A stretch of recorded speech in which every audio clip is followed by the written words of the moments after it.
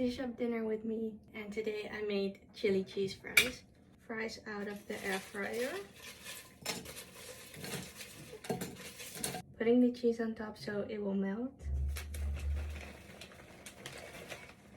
Then, you can't see it yet. Made a huge pot of chili, and I'll scoop that on top.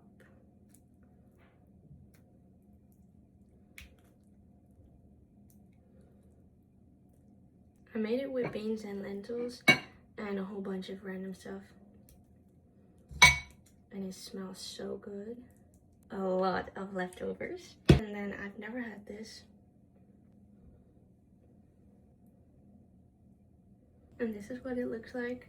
I'm really excited. So let's eat.